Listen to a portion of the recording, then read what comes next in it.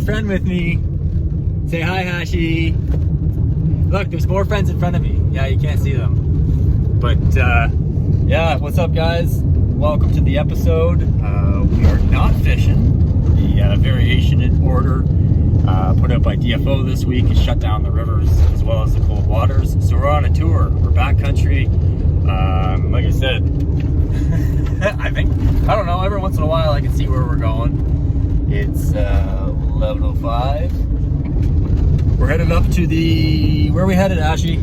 Oh, we're headed up to the Salmon Barrier on the northwest. We're going to the Northwest Salmon Barrier. It's gonna be pretty cool. It's pretty remote. Yeah. So we'll check in when we grab to the barrier there.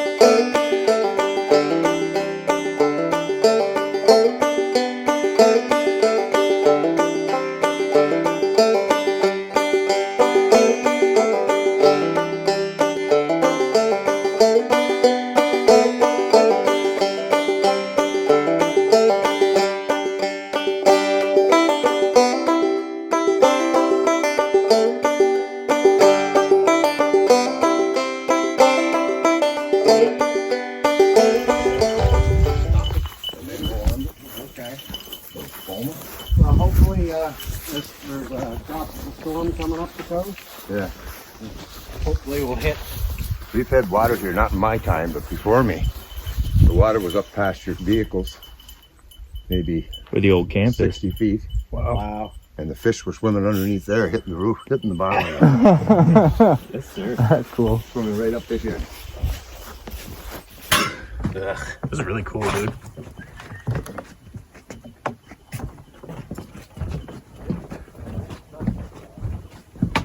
See, look, they even have this out so that the salmon don't come up the brook. Wow. Yep. When the water's high enough, they'll do that. Yeah. That would make sense. They'd come right up through the alders. Yep. Oh, dude, did he open the gate? No, the yogi. He's like me with Rex. I know.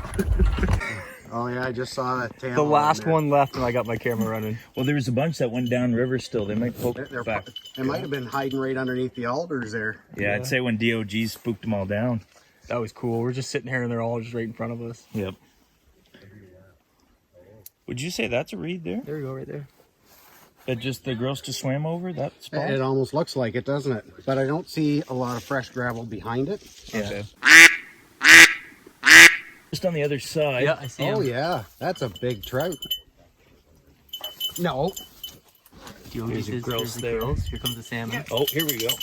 They're starting to poke their way back up. Yeah. Just took out. That is a huge trout on the other side. Yeah, I that's can zoom right in on that. It's funny because the water's so clear, the camera can pick it up without polarized lenses. It's almost like the Kedgwick up here, just with less water. Well, it's just because it's so low, eh? Like the colors come out of the water. Oh, he moved. Let's see where Yeah, he dropped back a little bit. I'd say there's some more salmon that poke up through, Alex, but you really missed your chance on that. I know, I one, was buddy. sitting there fumbling with the camera. Well, go walk back up. I Walk bet you back they up might that get way. DOG to scare them all back down. That was crazy. Yeah, it was almost like Squirrel Falls all over again. It was like Scroll Falls all over again. We brought him the upper pool from where the camp is at, like the furthest pool, just walking up. Yeah. Me and him went, and he hooked a bomber on the rock on the other side. And so he's like, well, I want my bomber back. I said, okay, well, I'll video. So I took my GoPro. There must have been 40 or 50 salmon just in the pool, and it was no bigger from here to there. Yeah. And, it was, Been there before. I always had lots of luck right at the bottom of the stairs. at, not long. I can't remember what it was What the heck called. was that called? What pool was that called? McNaughton? Yes. McNaughton? Yeah, with that, like, yeah, no, I know exactly what you're saying. That was a lease. It was a friend of my father's. Oh, really? Yeah. Yes, sir. Well, I don't think there's anything gonna poke back up through these. It wouldn't have happened if I had the camera going. Yeah, there's a couple. There we go, it's recorded. Well, Hashi, what'd you think of that? Oh, it was incredible. It was incredible? really amazing to see that many salmon in those pools that it looks like there should only be trout in. Like, it's really something to see. So we're just driving out. We are up to the northwest salmon barrier. There's a fellow there that stays there 24 hours a day, about 7 days a week. And what they do is they have a gate where they open the gate up, they count the salmon, and they let them into this section that's maybe, I don't know, what would you say, the whole section from the top gate to the bottom gate is maybe 500 yards or so? Maybe, yeah. So the salmon that are coming into the northwest system are protected in this barrier. We can keep count of them, so we know how many salmon are there, and then we protect them until they're ready to be released in the fall. In October when the season closes. So it's really cool. It's nice to know that our government does take care of our fish. These resources are way back here in the middle of nowhere. It's very remote, very hard to get to. And for those exact reasons, that's why we need somebody here 24/7, keeping an eye on the salmon to make sure people aren't coming back here and poaching. So it's really cool. You guys will see a bunch of video. You'll see the camp, us walking around, checking out some of the looking out spots. Yeah, guys. You got anything to add, Hashi? No, not sure how many fish you guys are actually going to see on the camera, but still, you can take our word for it. There was definitely a few fish in that pool, and Sortman was fumbling around with the camera there, and there's probably 20 or 30 passed right in front of us, and he was. You guys will see the very last one as it swam away, but there was like 30 fish there. It was like a disappearing act. They're gone. They wouldn't have been there if the camera was rolling. We'll just put it that way. Exactly. All right, so we're gonna bomb out of here. We're hanging out with Paul and Stephanie Elson. They're kind of our backcountry tour guides today. So we're gonna keep up with them in the dust storm, and we're gonna go check out another spot, another cool lake. What was it called again? The Guagas. Something about the Grecos. We're going to see Grecos. I don't know. Greco Lake. Greco Lake. No, it's called the Guagas Lake. So we're going to cut across there. I think we're going to see Santa Claus. Something about the Christmas mountains, and then something about going to get blazed on Blazer Road. Yeah, we're going through Blazer Pass. Blazer Pass in the Christmas mountains. So true story, folks. We'll check in with you guys coming up here in a little bit.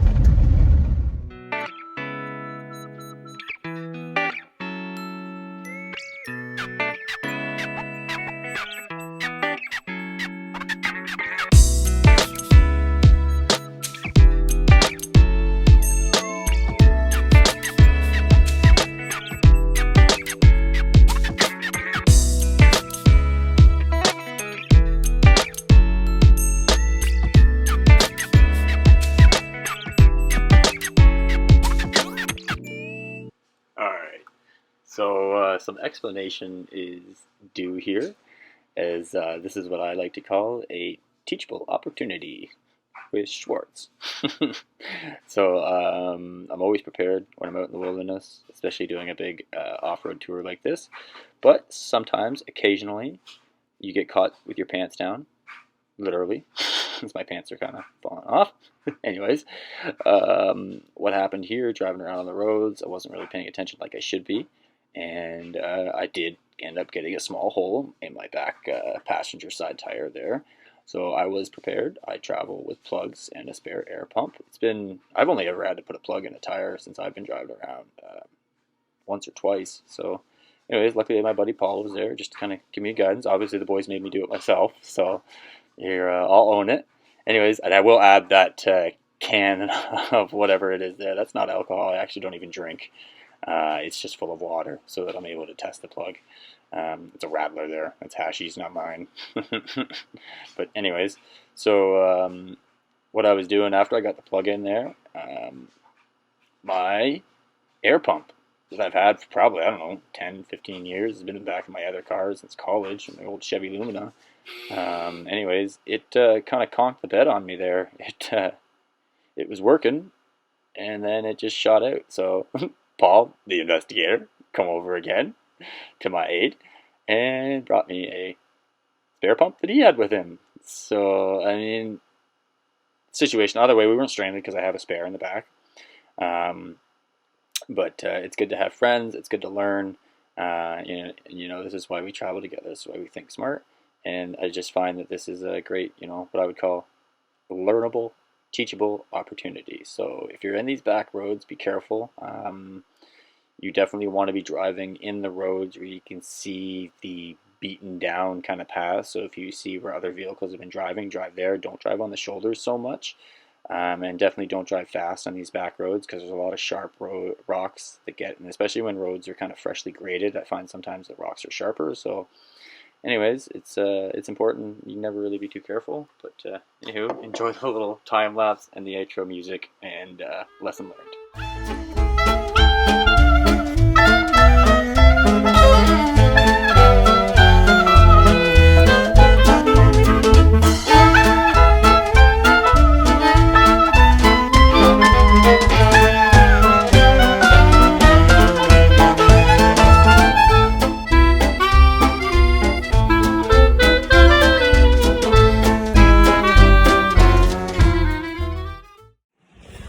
Good morning. So, where's Hashi? Hashi's down there. Hi, Hashi. He got stung by a bee. So we didn't end up camping out last night. We ended up staying at some friend's place there in Sunny Corner. And this morning we are on River Watch. So we're at one of cold water pools on the Little Southwest. And you're hearing about the net that we set in Brophy Pool. I decided this morning to take a swing up and check out some pools on the Little Southwest. So nobody's probably been up here in a little bit, and make sure there's no nets or poachers sitting in these pools. Right, Hashi? Yeah. So anyways, we fished here before. Here's the cold water brook, the influence coming in.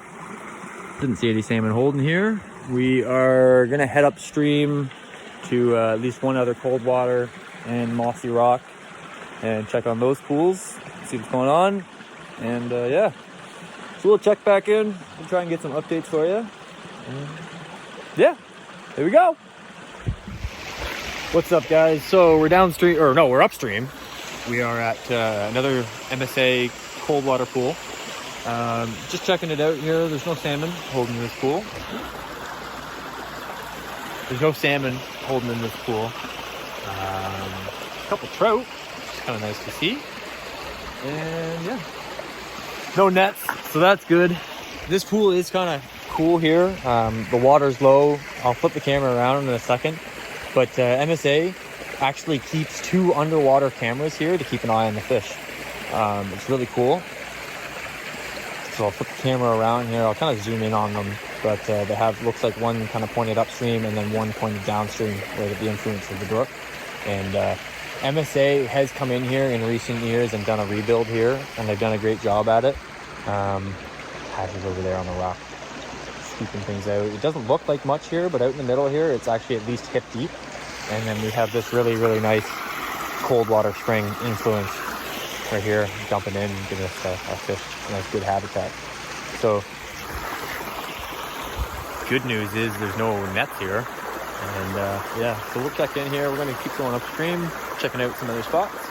And yeah, probably wrap her up for the day. All right, guys.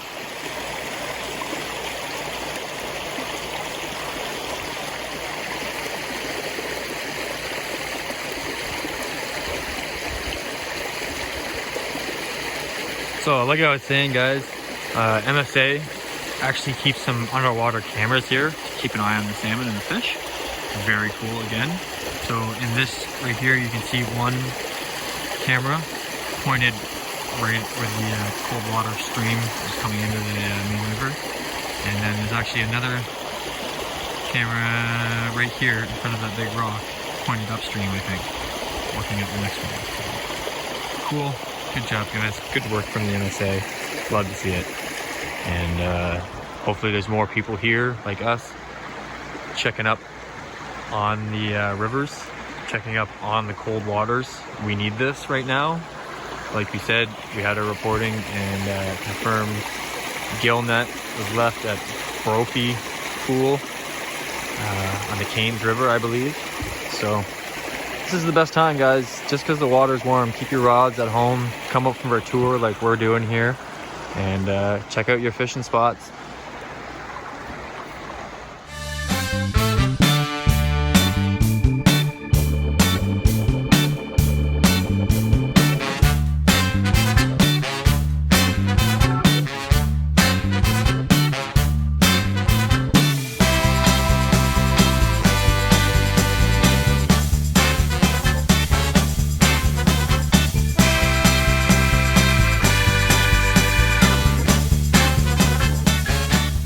What's up, ladies and gentlemen? I just realized we actually forgot to shoot an outro. That's Hashi and I's bad. He didn't remind me. No, that's my bad. So we wrapped up our trip by checking out Mossy Rock. You guys would have seen that there. So it was a really cool trip up. We checked out the Northwest Barrier. We did a really big tour all the way around on Fraser Birch Hill Road. Checked out a spot called Mullen Stream Falls. Can't even remember the name of the lake. I don't know. It's another deal. So I'd just like to let you guys know that DFO still does have a variation order in effect, closing the entire Miramichi River for fishing right now. Talking to my buddy Paul, let us know that there's reports of dead salmon on all of the rivers right now, and that's not good to see. Not good news. The water's too warm, the water's too low, we can't be chasing the salmon, but that doesn't mean we shouldn't be on the rivers right now. So my friend Hashi and I, we didn't even take our rods up with us. We planned to trip up. We were supposed to camp, but we didn't. We got to talking, and luckily our friends Stephanie and Paul put us up for the night and gave us a nice place to crash. And we got up in the morning there and made a tour up below Southwest, did a little bit of river watching. I encourage everybody to get up. I mean, just because it's too hot and too warm to fish, there's tubing, which is fun. Vickers, I've been there. I'm gonna try and get my wife to go there again. It's really cool. I'd like to do a little video. And you know, you guys go out, tour around, check out the rivers, check out the cold waters, keep an eye on them. We had a report of a net in Brophy Pool. That was reported by DFO. There was 2 dead salmon and a grouse in it. That's not good. So if there's one, there's more. Let's stay proactive. Let's try and stay on the rivers even when the water's warm. Still lots to do, lots to have fun out there, as you can see. So if you guys like this video, please smash those like and subscribe buttons, toss a comment in there, and thank you very much for watching. So anyways, guys, until next time, we will check in.